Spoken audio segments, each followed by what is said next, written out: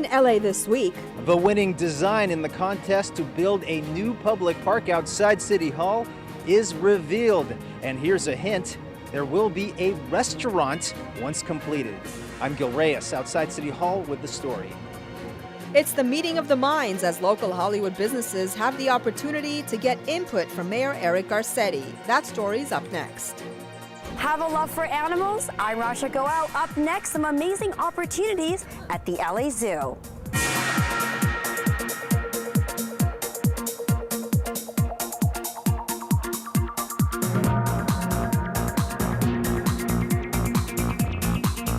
Hello and welcome to LA This Week. Thanks for joining us. I'm Yana Kay. One city councilman is saying LA is coming closer to finally legalizing street vending. As Gil Reyes reports, the divisive issue has also inspired some colorful patchwork. The giant quilt was stitched together out of frustration. Listed on it are communities where street vendors earn a living, but are oftentimes punished if caught. Street vendors and their supporters created the artwork. Fines are pretty harsh. You could get up to $1,000 and fine, up to 6 months in jail. It really depends on the circumstance, but we just don't think that it makes a lot of sense for someone selling paletas in the park to be treated like a criminal when they're trying to put food on the table for their family. Though sidewalk selling of food, flowers, and clothes are part of LA culture, it's technically illegal in the city. Supporters of legalizing street vending gather at Maya Angelou High School in South LA. Area Councilman Curran Price says progress on legalization is being made. I've had discussions with several of my colleagues, and I believe that we're going to have a policy framework to the council this summer, by the end of the summer. A framework that we all can be proud of, that we can move forward with. Supporters like Price say legalization would boost LA's economy, help immigrant families, and energize urban communities. But owners of traditional brick and mortar shops want to make sure legalization does not hurt their businesses. They say right now, street vendors have an unfair advantage since they do not pay liability insurance, business taxes, and health department permits. Street vendors represented by supporters like the East LA Community Corporation and the LA Street Vendor Campaign say they will gladly play by the rules if and when reforms are finally enacted. In South LA, I'm Gil Reyes for LA This Week. An estimated 50,000 street vendors are operating illegally in the city of Los Angeles. Well, Mayor Eric Garcetti breaks down the daily cost of Metro's plan for a half-cent sales tax hike. As Gil Reyes reports, such an increase would fund transportation improvements over several decades. As LA County residents, we'd have to pay more if a proposed transportation tax passes. But supporters say it's worth it. It is the most ambitious build-out of a locally funded transportation system in the U.S. Gloria Oland from the group Move LA plans to vote yes on Metro's latest transportation tax proposal. Voters will decide its fate in November. The measure would extend the current transportation tax and add another half-cent sales tax increase to build some 40 projects over 4 decades. Projects aimed at reducing traffic like more rail, bus, bike lanes, and road improvements. But can Angelinos afford it? Mayor and supporter Eric Garcetti says the measure would end up costing each of us taxpayers less than 10 cents a day. Tell people a very simple thing. You like things the way they are? Great, vote against this. Hey buddy, can you spare a dime? If you can spare a little bit less than that, then every day we can make this a little bit better. The mayor talking to supporters at the Move LA conference in downtown, but asking voters to pay for a $120 billion transportation tax could be a tough sell to those struggling to get by, especially since several other tax or bond measures are expected to crowd the field on the same ballot. Measures to help the homeless, expand parks, and pay for education. So when you get your ballot, go all the way to the end of the ballot, because we're worried that we may get put at the end and we want people to vote for this measure. You could be asked to make a decision this November. Gil Reyes for LA This Week. Passage of Measure R2 would require a 2/3 vote from LA voters. Well, he used to represent this district as an LA City Council member. And now Mayor Eric Garcetti returns to share his visions for the continuing revitalization of Hollywood. Rasha Goel has more. Yana, I'm here at the Lowe's in Hollywood, where the Hollywood Chamber of Commerce held a breakfast for local business leaders and Mayor Eric Garcetti to discuss ideas to help revitalize Hollywood. Now, some of the topics being discussed included economic development, homelessness, and tourism. This was Mayor Eric Garcetti's first address to the Hollywood community since taking office in 2013. While he had numerous topics to cover, one of those visions entailed alleviating traffic. I'm so proud Los Angeles is that this year has built or is building 5 new rail lines. We just opened the extension of the Gold Line to the eastern stretches of the San Gabriel Valley. And then I hope some of you came last month or earlier, 3 weeks ago I think it was now, to the extension of the Expo Line. For the first time in 53 years, you can take from the skyline of downtown to the shoreline of Santa Monica. And in what we will put before voters this November, we have the possibility of connecting LAX to Hollywood. We have the ability to stretch the Purple Line and finish it to the west side, to connect Hollywood to North Hollywood to Burbank so that folks can come from the airport and go to Universal Studios and continue on here. To be able to, no matter where you live in this county, have road improvements, new rail lines, and maintenance of a public transportation system. Another topic he touched upon was homelessness, which he says now will be a joint city-county issue to address. $138 million that we put in this year's budget to stretch and to build and to serve on the streets so that you can slowly begin to see things turn. And of course, a driving factor of many to Hollywood, tourism. When we've gone to China to promote it, we have over 1 million social media followers, which sounds like a lot. Maybe in China that's small, but it sure is a lot of folks. In Mexico, in Korea, in Japan, and they're coming and they're spending money. Attendees also had the opportunity to interact and ask their questions to the mayor. In Hollywood, I'm Rasha Goel for LA This Week. Other topics the mayor touched upon included tax credit for keeping productions in Hollywood and improving roads. Well, the city is helping business owners of color to secure work contracts with the city. Gil Reyes has more from downtown. The workshops are designed to help small minority-owned businesses succeed. You have Asian, you have Black, you have Mexican, you have Pacific Islanders. It's really bringing a lot of diverse small businesses together to learn about contracts. Winning contract bids with the city is the focus at this Accessing LA event at the Civic Center. If you sell something, the city probably buys it. And if you can undercut that price, we want to do business with you. We want to save the city some money. The city controller's office is urging businesses to access their website, Control Panel LA. It has detailed data on goods and services the city buys.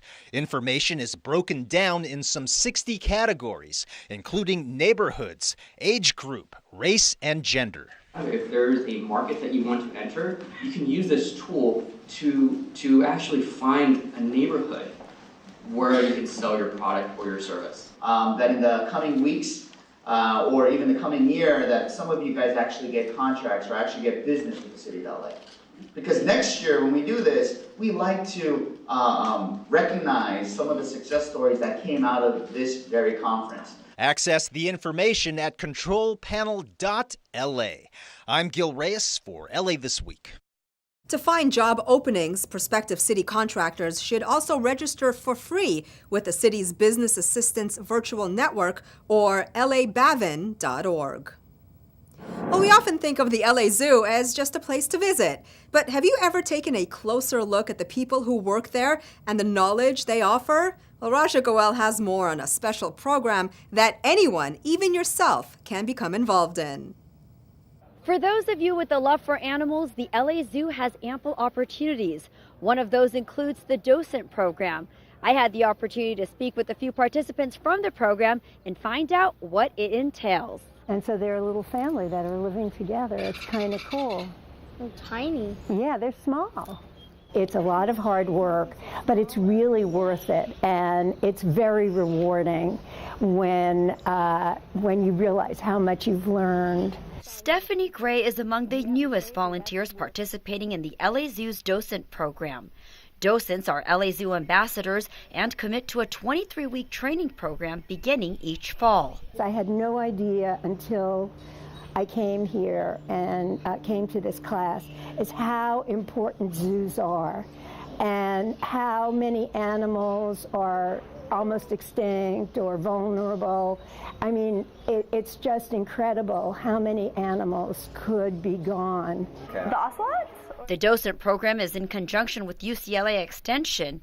Volunteers dedicate 100 hours per year of service. We have about 300 to 400 active docents throughout the year, and then we have other volunteers as well. We have general and student volunteers as well. But the docents help out on grounds. They help with interpretation. They engage people with conservation, and they connect people to wildlife. They're here on grounds doing that. They're also out in the community. Jessica Yedvaj, who joined the LA Zoo at the age of 14, says the zoo is her home away from home. She started in the student volunteer program during high school, returned after college, and then became a docent in 2014. You start off by taking a mini docent course. It's about 11 weeks of lecture in the morning, touring in the afternoon, where you learn an abbreviated, just a lot of stuff. You learn a lot about all the animals. The course focuses on the classifications of plants and animals, as well as ecology, conservation, and the role that zoos play in wildlife preservation. So it's important to have snakes. All animals are our friends, though, right? Beach Rogers is another docent who has been with the Docent program for 15 years. We have a bunch of small animals, rabbits, guinea pigs, snakes, things like that. Nothing better than look at these kids than to see them look at a snake and their eyes get big and they say, oh boy, look at that. Can you roll like really soon? The LA Zoo's Docent program is 50 years old and one of the oldest and largest programs. In Los Angeles, I'm Rasha Goel for LA This Week. To volunteer or apply for the Docent program, log on to lazoo.org for information. Well, downtown LA's newest park will soon go from drab to fab. In fact, that's the name. Gil Reyes tells us all about the soon-to-be-built Fab Park on 1st and Broadway. The 2-acre dirt lot just steps from City Hall West is today reserved for trailers and motorhomes for the movie industry, but is about to undergo its own star makeover. Expect more shade, oak and sycamore trees, and hopefully places to charge your smartphone. Outdoor seating areas that have solar charged panels, or having the ability to, if you're at the restaurant, you can get a quick charge during the day if you need it. You heard him right. A 4,000 square foot restaurant at the future Fab Park. Fab is short for 1st and Broadway, the latest lunch spot for City Hall workers once it opens. It's 2 levels. The lower level actually has casual dining and also a test kitchen, so a place where multiple different chefs could come in over time. Architecture firm Mia Lehrer and Associates, based in Boyle Heights, won the bid to build the park, beating 3 other finalists. Design plans are not finalized yet, but expect an open paved plaza at the center and a walkway connecting City Hall with a new federal courthouse. Also planned, big stainless steel poppies to capture solar energy. We're actually going to capture all the sun during the day and be able to light the park at night. At the same time, they provide lighting for the park and also sound for whenever there is some kind of an event. The city-owned Fab Park will sit next to the county-owned Grand Park. The plan is to remove the iron gate separating the properties. To better integrate it with easy flow back and forth, we are hoping to see that people feel comfortable walking back and forth and don't see the difference between a county-operated park and a city-operated park. And city officials hope to open what will be an all-new park sometime between mid to late 2019. At 1st and Broadway in downtown, I'm Gil Reyes for LA This Week. It'll cost $28 million to build the park. Most of the funding has been secured. Well, before summer break, some elementary school students got one last lesson from LAPD officers on the importance of just saying no. You better stand back from me. What, because you got the jersey ripping the LAPD? You think That's beautiful, man. Students and LAPD officers have a little fun at each other's expense during a wrap-off at Vaughn Elementary School. I'm gonna give it to you, man. Got the Cali swag. I like how your pants don't sag. It's all part of LAPD's Just Say No campaign, which helps educate students on the importance of saying no to drugs, gangs, crime, and bullying. Say no. Is that too hard for you? If your buddy really likes you, he'll understand. If he can't accept it, leave him. He was never a friend. Tons of prizes were given away to the students. A hula hoop competition pitted girls against boys and really got the crowd excited. Even the teachers got in on the action, but it was 7th grader Kevin Sully who stole the show. He was able to keep his hula hoop going the longest and won a bike. He not only got a bike, but the message too. If you do drugs, it could ruin your life to college and ruin your successful life. After all the fun, the students gathered to recite the pledge. I pledge to say no to drugs. I pledge to say no to joining a gang. Officials say the rally is a positive and fun way for officers to interact with students, schools, and community mentors to positively impact the lives of young people. It's always really nice to allow students to express themselves in a fun way, but at the same time, it gives us an opportunity to educate them as to what decisions they will be faced. And in middle school, they're always in front of a lot of life-changing moments, and we always want to encourage them to stay out of trouble. But it's not only about educating students. School officials say parents need to work with the school as a team to reach the common goal, and that's the future success of every student. Councilmember Nuri Martinez takes a powerful stand in support of rape victims. Residents in Boyle Heights celebrate a new play area in the neighborhood, and a local artist is recognized for his unique designs. All these stories in Citybeat. Councilwoman Nuri Martinez called for stricter sexual assault laws statewide during a city council meeting recently. Martinez introduced a resolution calling on the California State Legislature to pass Assembly Bill 2888, which would prohibit anyone convicted of sexual assault in California to be merely sentenced to probation. The bill would close a loophole in state law at the center of a recent outrage after a local judge handed down a 6-month jail sentence to Brock Turner for the sexual attack on an unconscious woman after a Stanford campus party. To bring awareness of sex crimes on college campuses, Martinez was joined by dozens of female community leaders who took turns reading the survivor's impact statement in its entirety. I was not only told that I was assaulted, I was told that because I couldn't remember, I technically could not prove it was unwanted. And that distorted me, damaged me, almost broke me. Councilmember Jose Huizar in the Department of Recreation and Parks recently celebrated the reopening of Hollenbeck Park's completely redesigned playground. The $400,000 in renovations feature a kid-safe rubber surface, a specially designed 3-dimensional climbing apparatus, a Mommy and Me swing for toddlers, and play equipment for various ages. This playground here is going to go a long way to give our kids a young place for them to exercise, a place for them to recreate, a place for them to, meet your neighbors, and that's something that is needed here in the community. Los Angeles City Council member Mitch O'Farrell, along with the Department of Public Works, announced local artist Raul Ponzalan as the winner of the Hi-Fi Lights Design Contest. Ponzalan received a $1,000 check and a certificate of appreciation from the city of LA. Ponzalan traces his ancestry to the Philippines. He has created designs that focus on harmony, humanity, and mobility. The designs also highlight LA's diverse cultural heritage. We can work on policy that enables artists to be seen and promote the work. And as we circulate in our public spaces, we draw inspiration from beauty.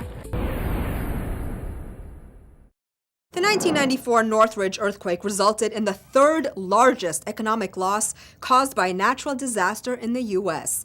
With the threat of another large quake an ever-present reality, Mayor Eric Garcetti is taking proactive steps to save both lives and property. It's scary. It is scary. It is scary. It's not earthquakes that has Jay Ortenberg concerned. It's regulations.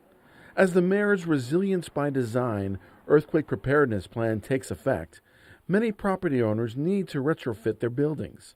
It's a complicated, expensive process, and that's why the mayor held this Seismic Retrofit Resource Fair to offer Angelenos a way forward, without fear. And I understand that the retrofit process that you're being asked to undertake is a little daunting, a little scary, but we want to make it less scary and less daunting today.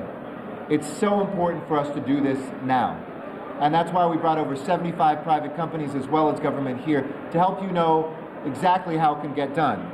This is really useful because if I need to comply with the city code regarding retrofit for earthquake compliance, this is like a one-stop shop here where you find out what the steps are. Though recent legislation allows property owners to share the retrofit cost with renters, the looming expense was still a major concern.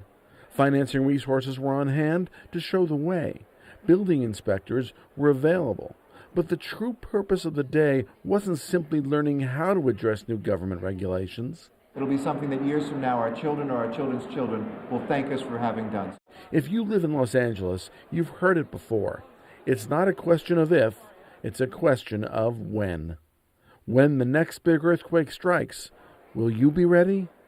From the Mayor's Seismic Retrofit Resource Fair, this is Rich Samuels for LA This Week. Resilience by Design also addresses other concerns in a natural disaster, including securing our water supply and maintaining our communications infrastructure.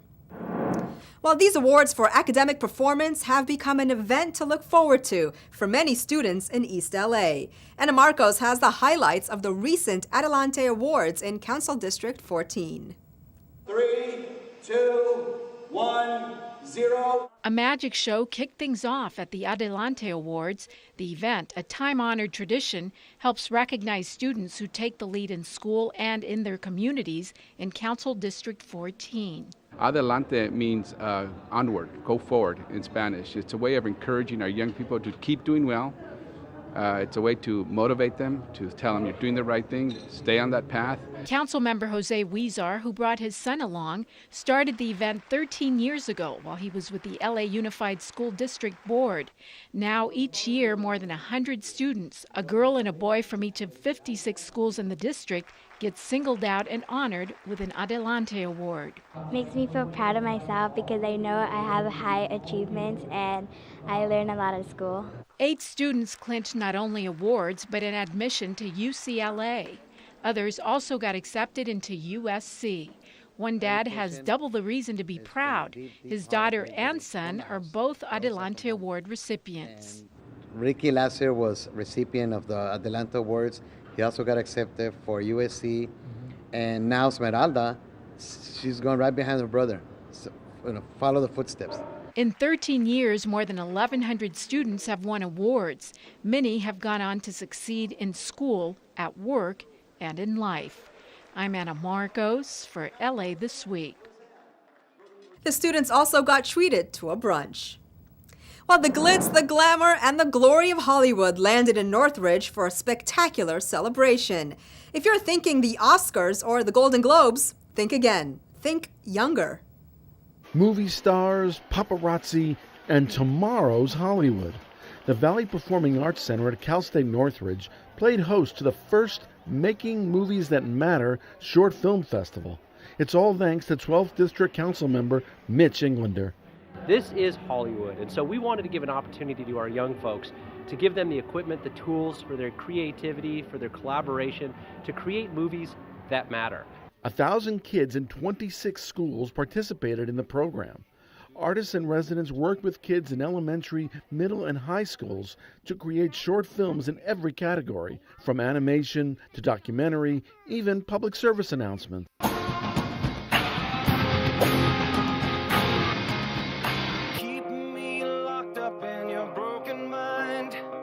We're celebrating a bunch of other schools where we make movies about a serious topic or a topic that should help others and inform others about an issue. After a walk down the red carpet, the young filmmakers, their mentors, teachers, and family took their seats for the big show. You are learning skills that you will be able to have with you for the rest of your life. You're creating memories that you'll have with you for the rest of your life. You will create an opportunity and perhaps open that mind and learn something that you never knew you had a passion for, where there's a whole industry. In fact, this is the hub of the creative world here in Los Angeles. And you are the future of that creative hub. From Cal State Northridge in the San Fernando Valley, this is Rich Samuels for LA This Week.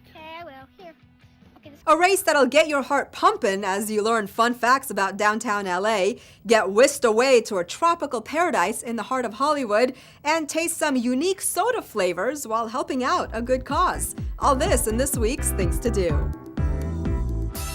In City Race Urban Adventure Hunts, teams of 2 to 4 players solve fun and challenging clues, leading them on a 3-hour hunt through one of LA's many diverse neighborhoods.